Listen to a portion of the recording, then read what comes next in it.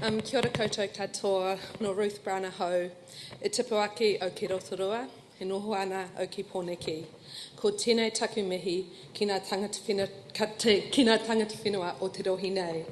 Ka mihi hoki o ki ngā tohi o te rohi nei. Nō reira, tēnā koutou katoa.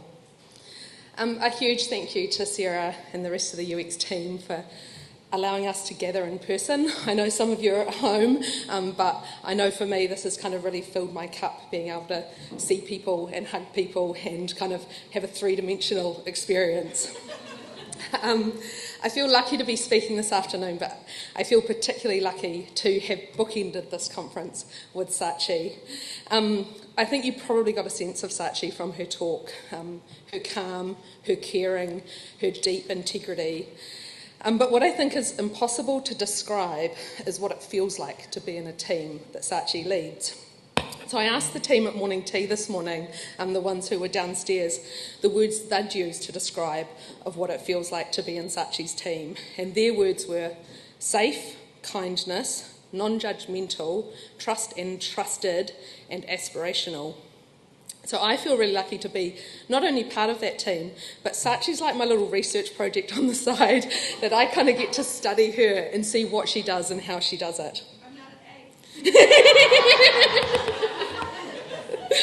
A. Okay, let's get started. So I love travel, but maybe more than travel itself, I love organising travel. I really love organising travel. I organise travel for me, I organise travel for my family, I organise travel for my friends. At Trade Me, where when my team had to travel for work, I'd make them role play that I was their travel agent and they were my client. And I'd make them knock on my fake door at my desk, I'd welcome them in, I'd sit them down, we'd have a conversation about their travel plans, I'd bring lots of things up on the screen and then book their itinerary for them. I'm yet to find the leadership theory that recommends getting your team involved in your weird role plays, but I think you'll find it's a great team builder and not awkward for them at all. So you don't need to be a hotshot psychologist or dig very deep to work out where my love of travel came from. During my childhood, in the holidays, we took trips to our family friends in Papakura and then headed to the airport to visit the airport. And no, we weren't going on holiday. Our holiday activity was watching other people go on holiday. My mum and dad had us convinced that watching planes take off and land was as good as any place those aeroplanes were taking those people. Now, my holiday organising skills had their most crucial test in 2018, where, after my mum died in 2017, my dad, my daughter and I decided to organise a cycling trip in France.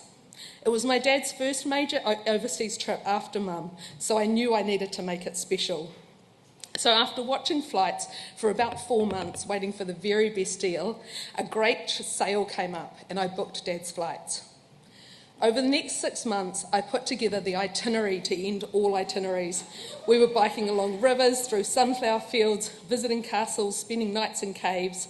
My itinerary detailed things like times we could check in, the Wi-Fi status, very important for your teenage daughter, even bed configuration at accommodation, very important when you've got 3 generations sharing a room. So we were sorted. So when my dad arrived at our place the morning of our flight, he opened up his ticket, and to my complete horror, my name was put in place of his middle name. I let out some serious swears, grabbed the piece of paper from him and ran to the phone to call Air New Zealand. The upshot was that he wouldn't be able to fly on that ticket and I needed to buy him a new ticket.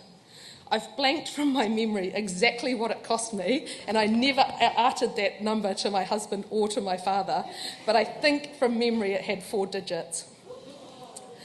Not as bad as the 60,000 era yesterday that we heard about. After getting over the stress of the situation, I tried to work out what had gone wrong. I realised that when I'd put Brown into the last name, and because I'd left the middle name field blank, it pre-filled it with my middle name.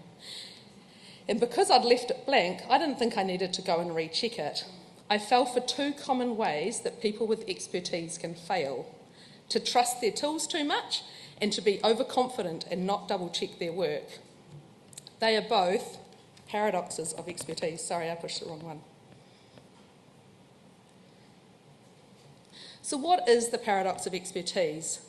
Before we go any further, I want to say that this is not an argument that experts are chumps. We all rely on experts every day. Even in the last wee while across New Zealand, we're relying on meteorologists, women's seismologists, engineers, rescue teams, and if you're Wayne Brown, a really good PR firm. So what I am going to propose is that while experts are great at many things, they have their weaknesses. And the more we know about those potential weaknesses, the more we can avoid them. And if you're thinking, well, I'm not an expert at anything, so I'm kind of sweet here, I'd like you to expand your thinking about expertise. How long have you worked at the same company? Are you an expert in your organisation? How long have you been in the same industry? Is it a good chunk of your career? When I went to work at Xero and worked globally, I realised, and I didn't even know this was a thing, I realised I was an expert with 20 years of experience of working in the New Zealand workplace culture. And when I was hiring for roles across the globe, I'd look for indications of candidates talking about we did this thing over I did this thing. And for me, it was a clue of how they collaborated and how they thought about teamwork. And it wasn't until one of my Canadian team pointed out to me that in Canada, he had been coached when applying for jobs in the US to talk about I over we, because I actually shows that you're taking responsibility. So to make sense of these weaknesses that come with expertise, let's first look at what happens in the brain. So as a person gains experience, the brain begins to organise things better.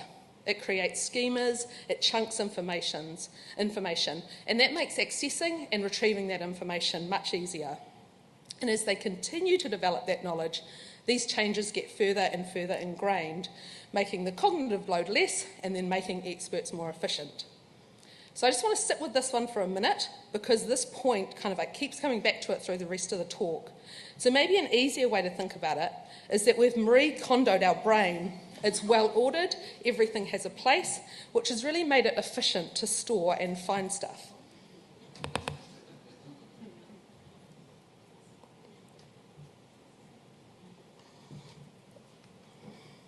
Now, all of these attributes sound pretty good, right? But as you can imagine, with all of this great organisation comes some problems. When new information comes through, it's hard to do something different with that information and not just file it in one of those predefined schemas. It also means it's hard to move into a completely different area and not try and overlay your current schema into that new area, just like I did when I was recruiting in the United States. So that's what's happening inside our brains. Let's talk about what's happening outside of our brains as well. If someone's thought of by their peers as an expert or of higher status, what they say will be more likely to be believed. This is called the authority bias. And combined with this with the fact that experts usually have higher confidence, are just better and more practiced at arguing their case, and because of that schema we talked about, they have quick access to points and examples that support their viewpoint. So that's what's happening at a social level and a brain level. So let's talk about how that actually works against us. And there's a whole lot of documented ways that the paradox of expertise can work against us. But today I'm just going to focus on the three that I think have the biggest impact for us in design and research. And I'm going to start with the most disappointing one of all. Experts are bad at predicting the future. Our history is littered with people who have made vastly inaccurate predictions who really should have known better. In 1943, Thomas Watson, the chairman of IBM, said, "There is a world market for maybe 5 computers." A bit more recently, Bill Gates said, 2 years from now, spam will be solved. And I really was stoked when in 2006 I didn't get any spam anymore. But the worst one was me about 13 years ago. Don't put a QR code on that. Trust me, QR codes have no practical mainstream application.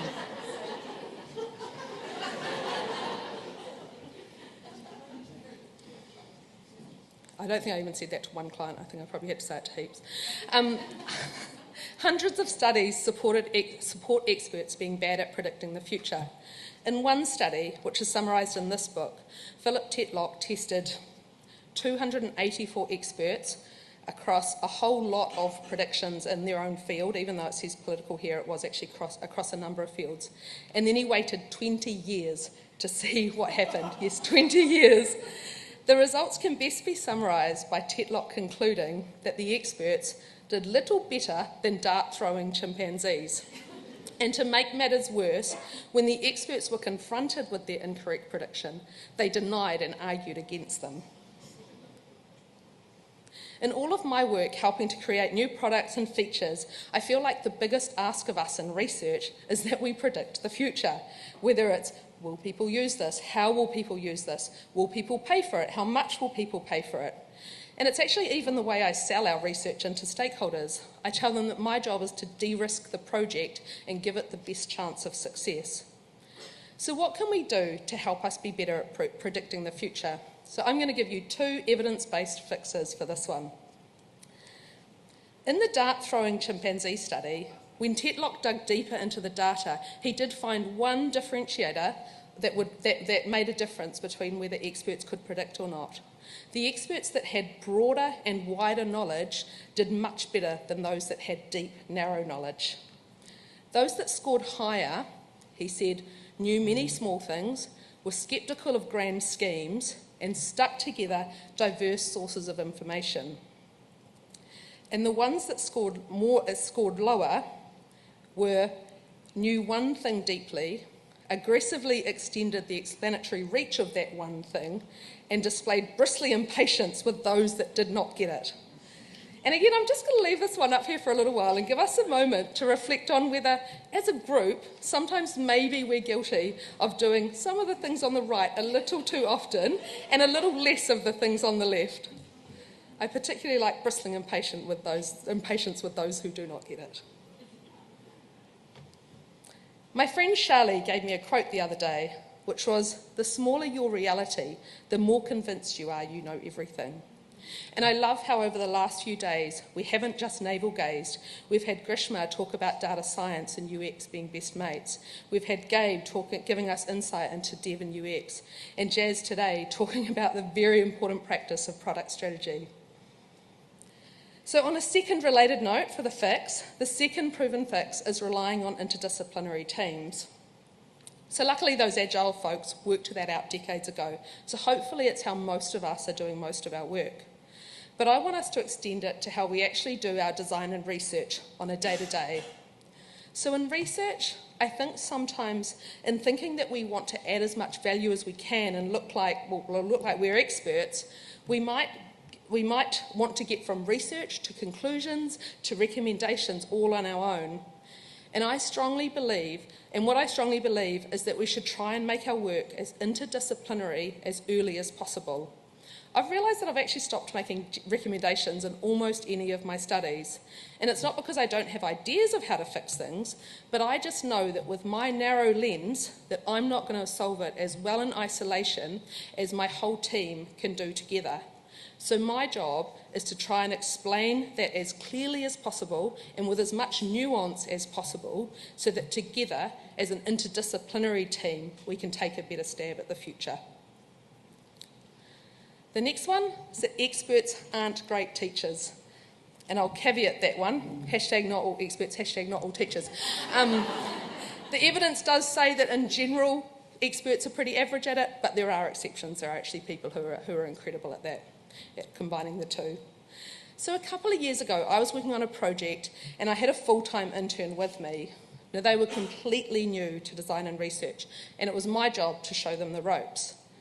Should have been a doddle, right? I knew the subject matter. I had to teach them like the back of my hand. But the truth was, I really sucked at it.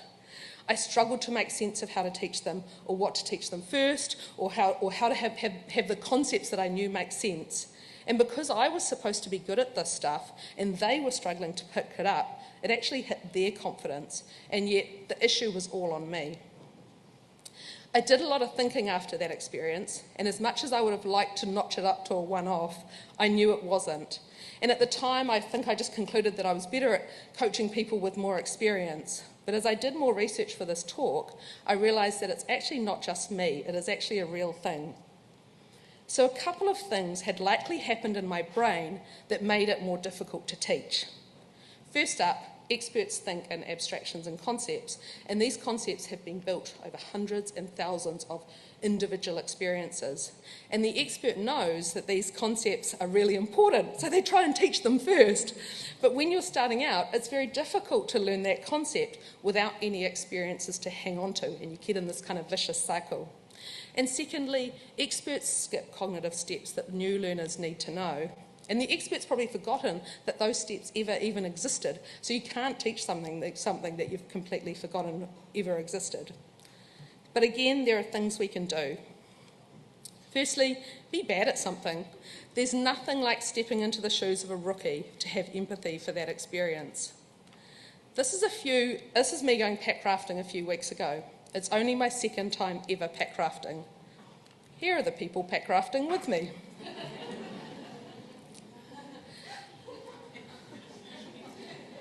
So not only is pack rafting damn fun, but it's also amazing to do something that you have literally zero skills at. I'm just really pleased that in this photo I've actually got the paddle around the right way.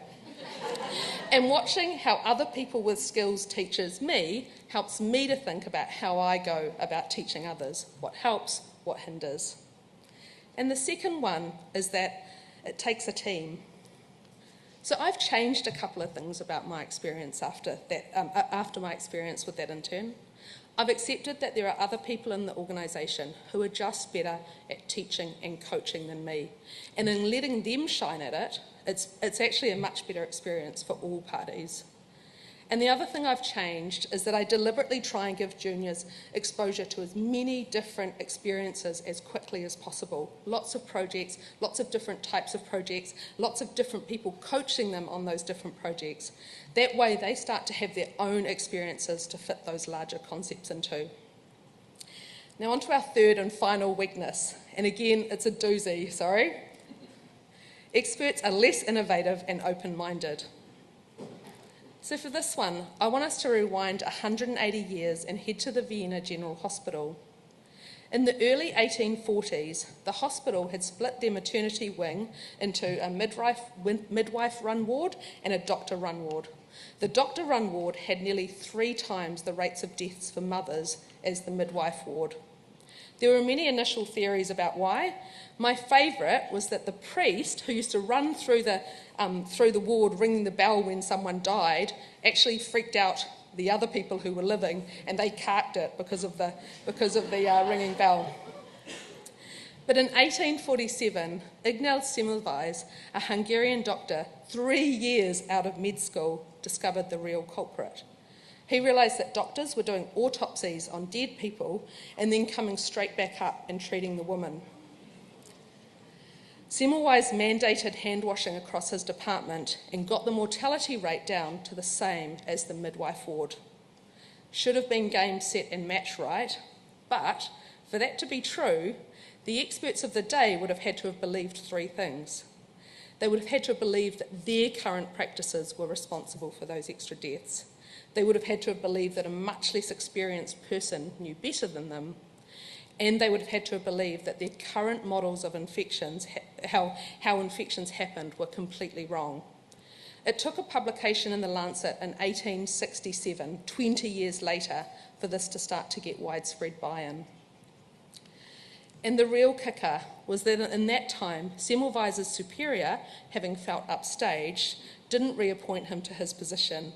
He then ended up in a Viennese insane asylum, and he died from injuries sustained in that asylum, all before the world vindicated him. But even worse still, that lack of open-mindedness from those experts caused countless unnecessary deaths of mothers. And if we head back to our trusty brain to explain this, as our schemas solidify and get stronger and stronger, it's harder for new information to make any impact on that schema and not just get filed away in the current schema. And it's even harder for us to take on new information that might require us to throw away our entire schema. It wasn't lost on me when Marie Kondo announced just last month that she'd kind of given up on her organising system. Having her third child was the input that finally broke it for her. So in design and research, we're often the people in an organisation tasked with trying to leap other people out of their current thinking. And yet, if we're ingrained in our organisations, we're ingrained in our current constraints, and in the way we do things as designers and researchers, we need to be really deliberate about staying open. And for this one, I've just got one fix. Stay curious, stay open. This is easier said than done, but here are some practices that I've found help. As a researcher, I never think about providing facts. I think about providing clues. It's a really subtle difference, but it's easier to change when more information comes to hand if you've never pretended or actually even thought that you knew anything for definite. The second is get your ego to step down. When you're confronted with something difficult, like say your work is being questioned or you're feeling threatened in any way, your defensive ego is a really fast runner. It'll definitely show up first, and it's usually up for a fight. Much like in that panel today, Julie talked about her little Julie turning up. So your rational brain takes a few more seconds to get to the party, but once it's there, the rational brain has got to tell the ego to sit down and let the rational brain take over. Because the rational brain has the ability to listen, to be open, and to be curious about what's being said and why. And the last one is that you are not your research. I learned this the hard way in my career, that I couldn't tie my own worth to my work I was doing and how people perceived it. It just made the stakes far too high. Now I find it really helpful to think of myself as the interpreter or the messenger between the users and the decision makers. It means that when you're part of that interdisciplinary team solving the problem, what happens in your research and where it ends up doesn't feel personal, and I don't have to bristle with impatience for people who don't yet get it. So let's have a look at the final list of all those fixes. And to conclude, I want to go back thousands of years to where the word expert came from. Its origin is from the Latin expertus, and the meaning of expertus is to try or experience. And so maybe, just maybe, if we rethink of expertise not as a destination, and expert not as a crown or a label that we bestow upon a person, but simply as a practice. And over the last few days, we've learned about areas that we're heading, like Karina talking about community experience, Clara about AI, and Donna about Web3. We can't just lift and shift our current schemas and knowledge and apply them wholesale to these futures. As Donna put it, we may need to go back to first principles. We can't just apply Web 2 patterns onto Web 3. So I want to finish with a quote from my childhood hero. And no, it's not a person saying that airports are transit points, not destinations, although I do like that quote. It was Jane Goodall, the famous primatologist and conservationist. In the words of Jane Goodall, describing her own childhood, she said, curious, asking questions, not getting the right answer, deciding to find out for yourself, making a mistake, not giving up, and learning patience. And even though she used it to describe her childhood, I reckon it sounds like a series of practices that might just work to hone our expertise. Thank you.